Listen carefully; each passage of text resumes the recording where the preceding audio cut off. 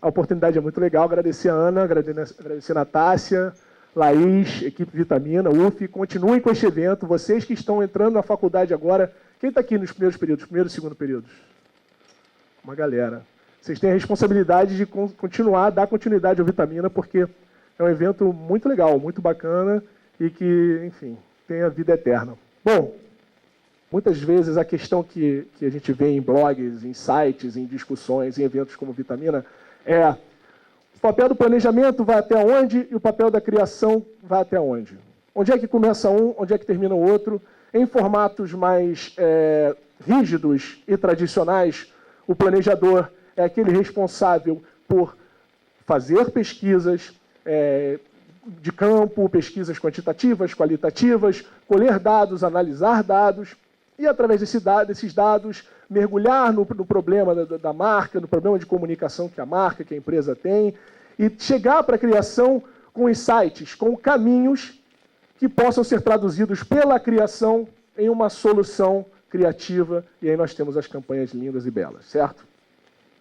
Muito bem. Eu penso que profissionais de comunicação, falando dessa história, dessa relação, dessas fronteiras, se há fronteiras, se não há fronteiras entre planejamento e comunicação, eu penso algo bastante parecido do que eu vi numa pesquisa chamada Relação entre Planejamento e Criação nas Agências de Propaganda, feita por um cara chamado Bruno Araldi.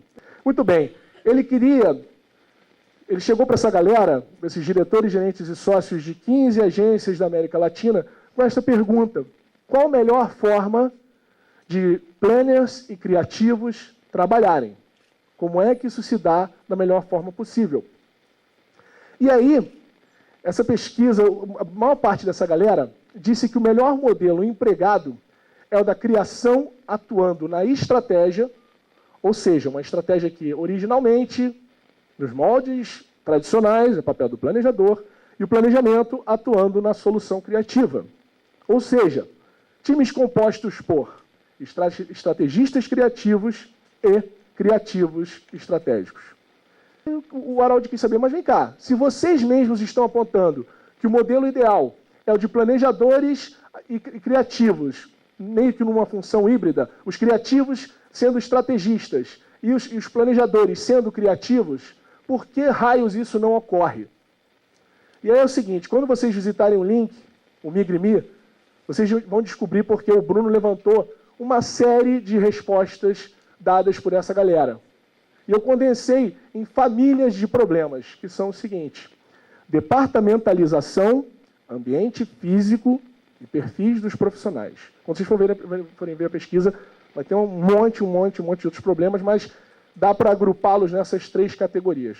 Departamentalização é o que eu disse, é o modelo antigo. Olha, o planejador, o primeiro vai ao atendimento, atua, vê junto com o cliente, o briefing, o problema de comunicação, aí passa para o planejamento entende aquilo ali, pesquisa, vai atrás, não sei o quê, para extrair o insight e depois passar isso tudo para os criativos, para a solução criativa vir à tona finalmente. Muito bem, isso é departamentalização, também pode ser resumido como cada um no seu quadrado, certo?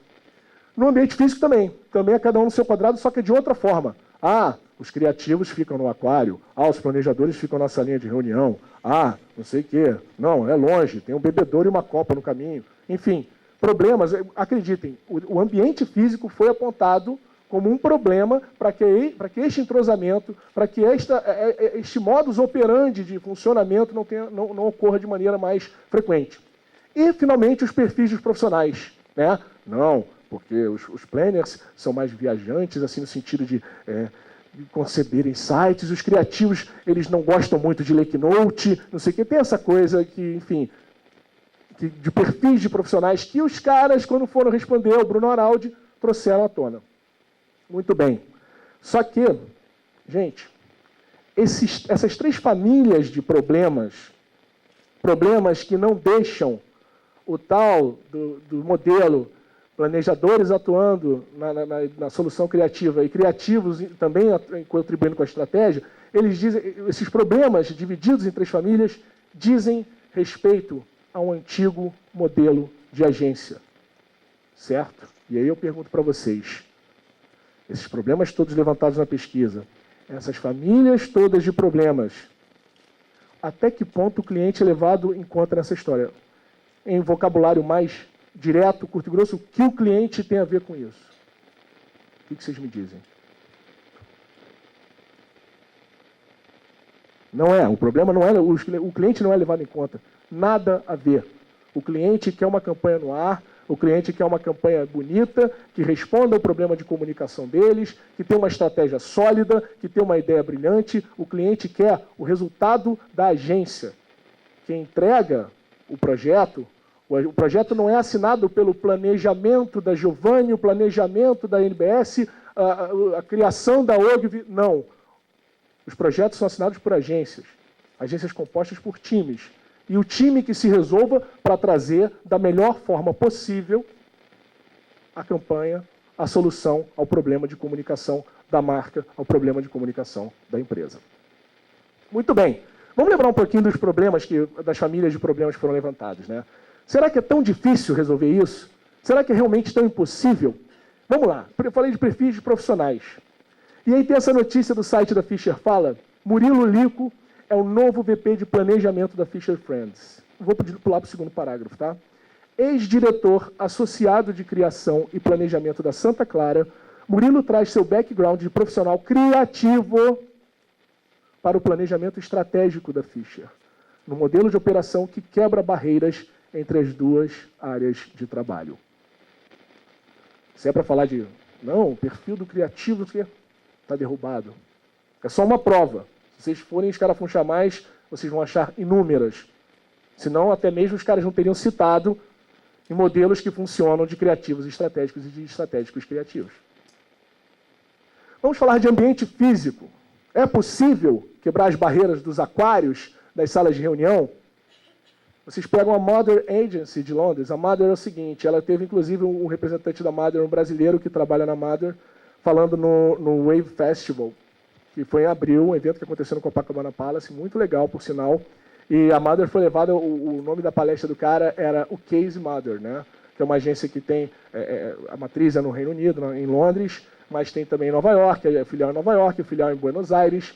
E é o seguinte, os espaços, os workspaces, os espaços de trabalho da Mother são assim como vocês veem, abertos. Abertos tipo mesa de almoço de domingo, a maior parte deles, em que todos os profissionais trabalham misturados. E o cara contou, o Souza contou, eu não estou lembrando o primeiro nome dele, me desculpem. Ele contou um dado muito interessante, uma peculiaridade muito bacana, que na Mother, todos os profissionais que trabalham lá são obrigados, com exceção da recepcionista, por razões óbvias, são obrigados, do copeiro, da copeira, são obrigados a mudar de lugar de 2 em 2 meses. Se eu não me engano, de 2 em 2 ou de 3 em 3. Por que isso? Não é só pelo fato que também acontece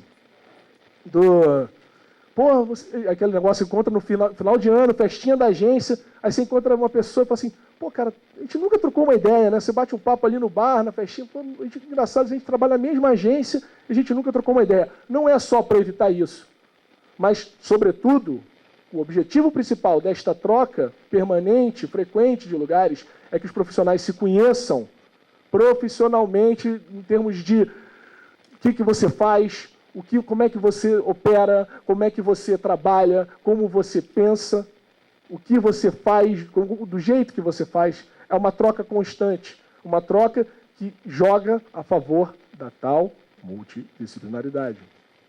E, por fim, vamos falar da departamentalização. E, para falar da departamentalização, eu trouxe uma pergunta bastante frequente de um blog muito legal de planejamento, chamado Unplanned, recomendados por profissionais que querem ser planners. Eu estou falando aqui de multidisciplinaridade, recomendo para todo mundo que faz comunicação.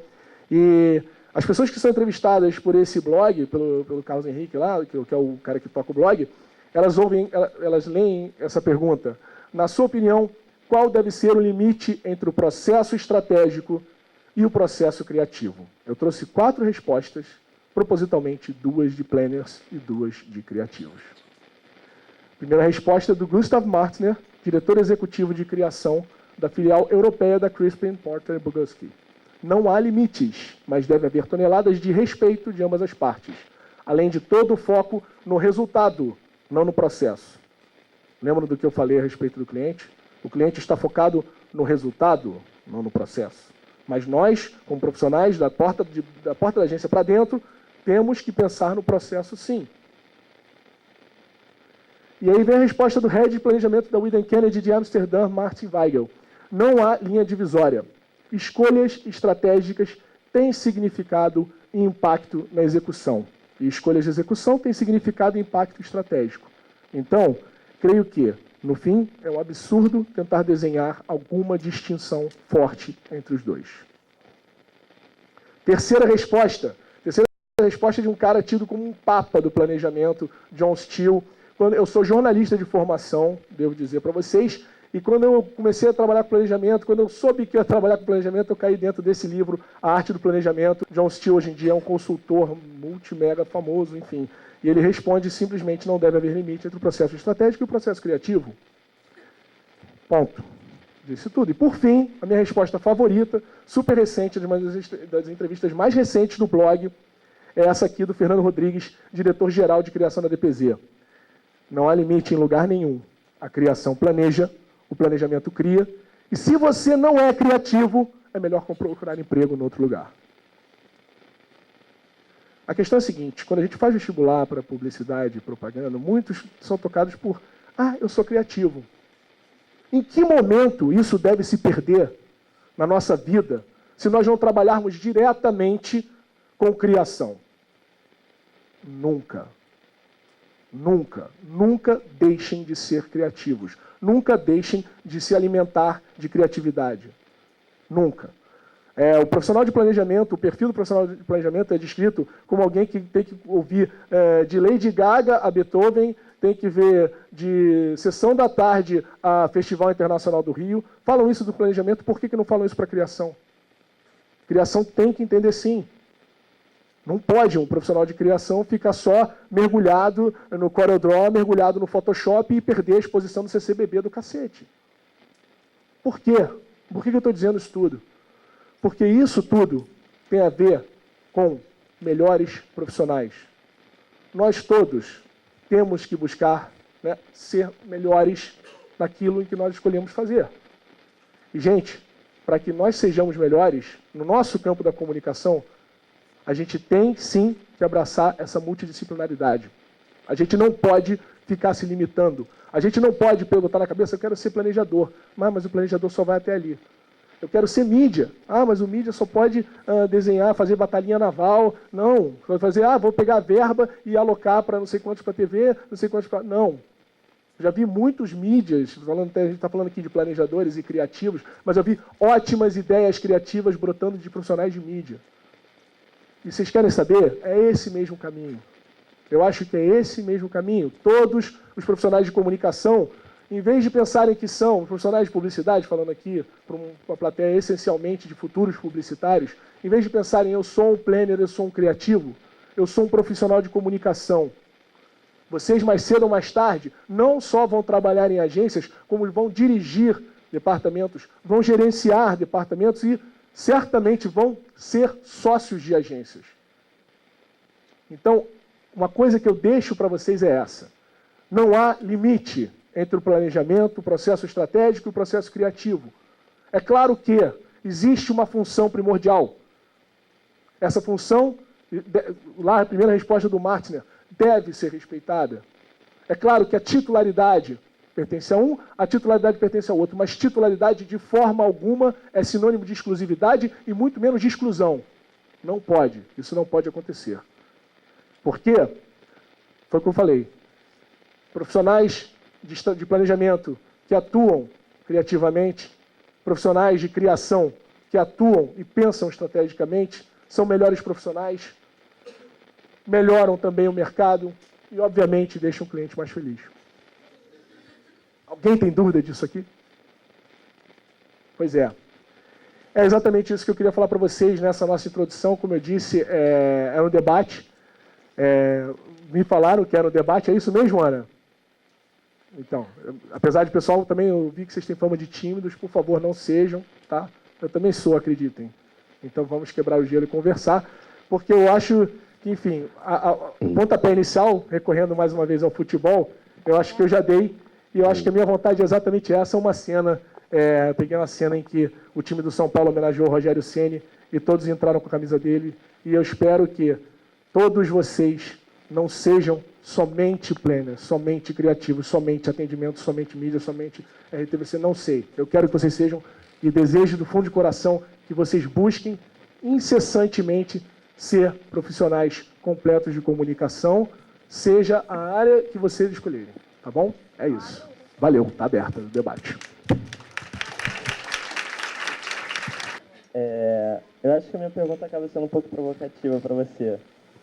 Mas você vê esperança em alguma agência no Rio que consiga implementar isso? Uma vez que eu estou falando com futuros profissionais dessas agências, total. Total. Mas eu acho que você falou provocativo porque você diz respeito aos profissionais que já estão lá. Eu acho, gente, que, enfim, a comunicação nunca andou tão rápido, tão veloz como agora, nos nossos tempos, né? E todo tipo de profissional, eu estava falando que a gente deve buscar sempre o melhor, todo tipo de profissional que não busca reciclar seus pensamentos, reciclar suas ideias, né? Que ficam agarrados a antigas fórmulas e antigos modelos, sobretudo profissionais que têm como matéria-prima a criatividade, que nada mais é do que fugir do óbvio, né? São profissionais que tendem a chafurdar, tendem a, né, naufragarem nessa história toda. Eu acho que sim, eu vejo esperança a partir do momento que os profissionais consigam se despir desses antigos modelos, desses antigos conceitos e que estejam abertos para essa comunicação multidisciplinar. Aí sim eu acho que há possibilidade, e há gente fazendo já isso, entendeu? A gente viu aí exemplos de movimentos e pensamentos para que isso ocorra, né? Profissionais de Widen Kennedy, DPZ, Fischer Fala, né? Peguei um caso extremo, que é o da Mother, que todo mundo que vai mergulhar um pouco, conhece um pouquinho da história dos caras, fica encantado, louco para jogar o currículo lá, mas, gente, não é uma realidade tão absurda. O La Mole bota gente na mesa junto, todo domingo, há muito tempo. Por que nós, profissionais de comunicação, não podemos fazer isso? Oi, duas perguntas. Dizem que para você ser um bom profissional de planejamento, você tem que passar pelo atendimento. Se isso é verdade, a segunda é a dica que você dá para os estudantes que querem, almejam trabalhar com planejamento. Bom, vamos lá. Eu acho que, enfim, muitas vezes, você falou do atendimento, a Mother, para você ter uma ideia, ela não tem atendimento. São profissionais estratégicos e profissionais criativos. A Ana Letícia me olhou com cara assim, porque ela trabalha... Eu trabalhava na Giovanni, ela trabalha na Giovanni, ela é profissional de atendimento, né? Não, mas aí que tá.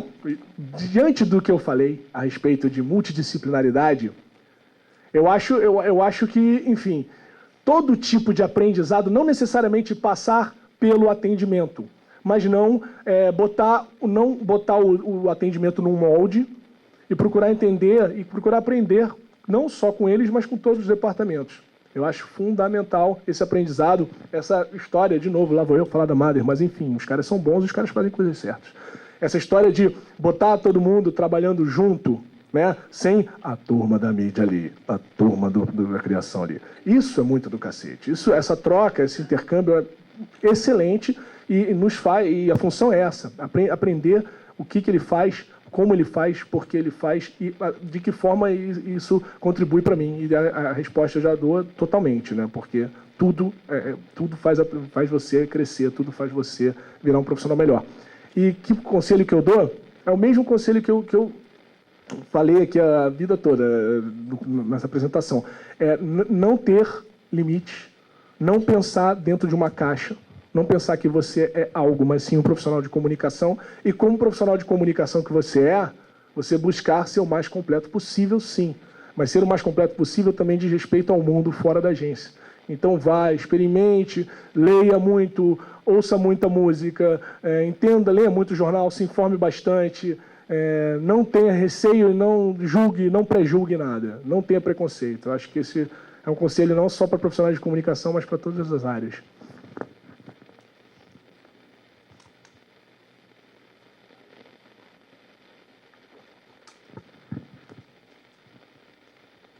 Você disse que fez jornalismo. Conta um pouquinho da sua história pra gente, por favor.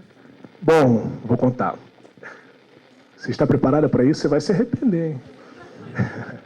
Eu me formei em 1998 em jornalismo pela UFRJ. Eu comecei a estagiar na Rede Globo de Televisão, departamento de esportes.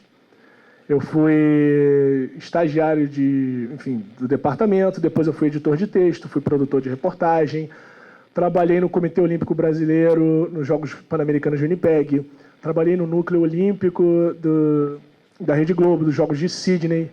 Vocês nem eram nascidos, né? Jogos de Sydney 2000, né? Dei um tempo na carreira jornalística para cuidar da minha banda. Garotada nova. Não, 11 anos, né? Sydney 2000. É piada.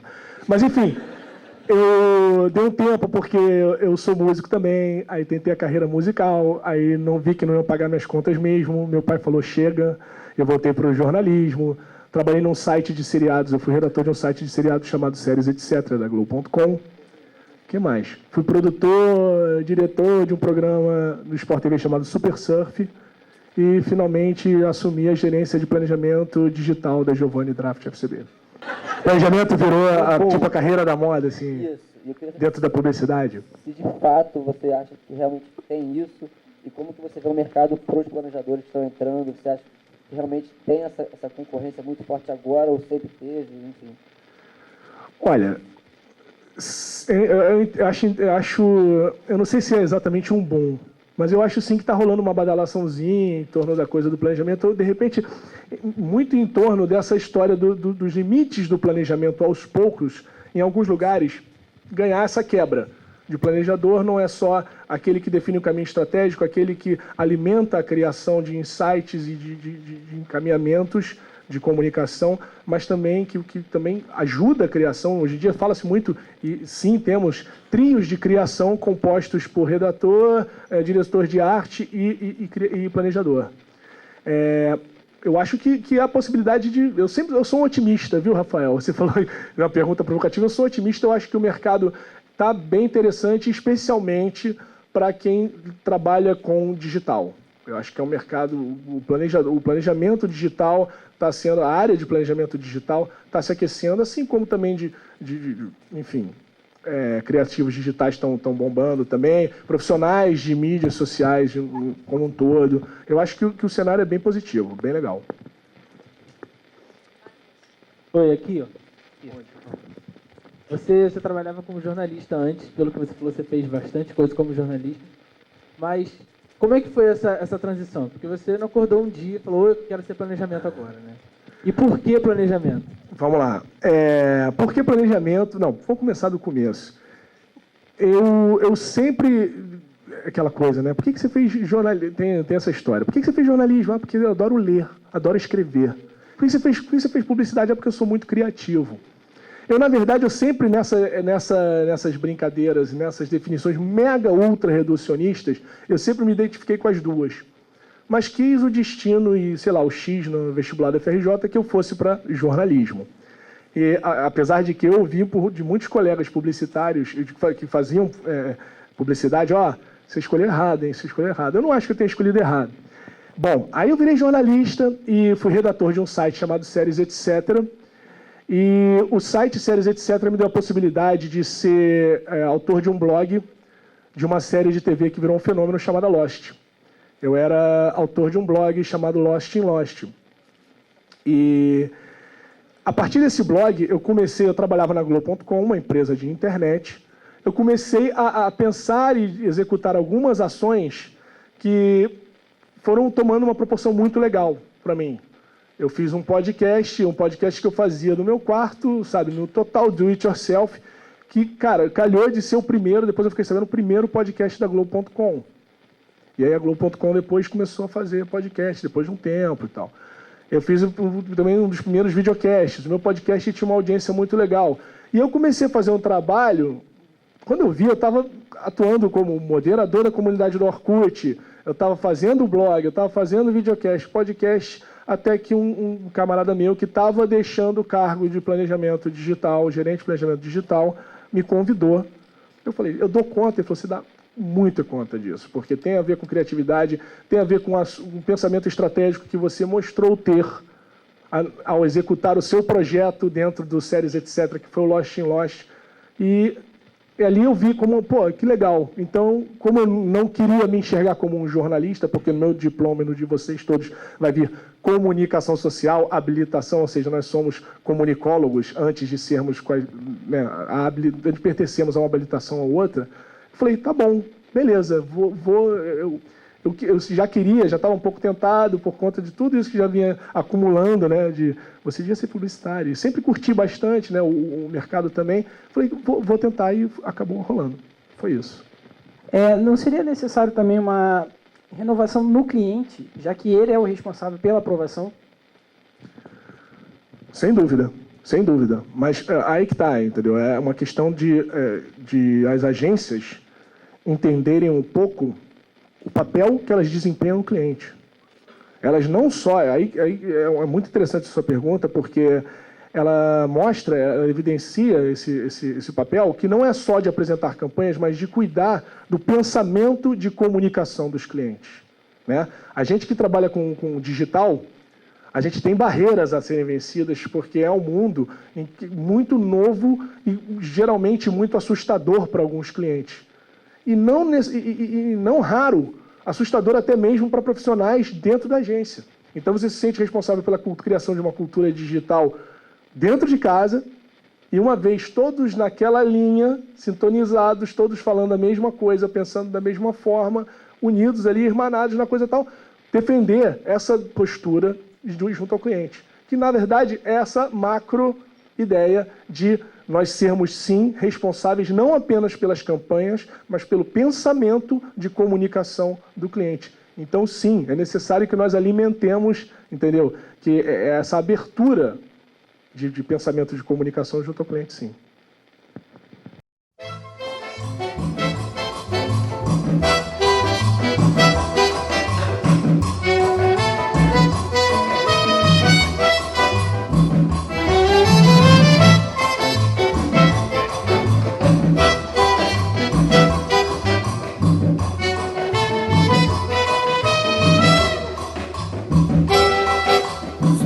Como é que dói, só vendo mesmo como é que dói.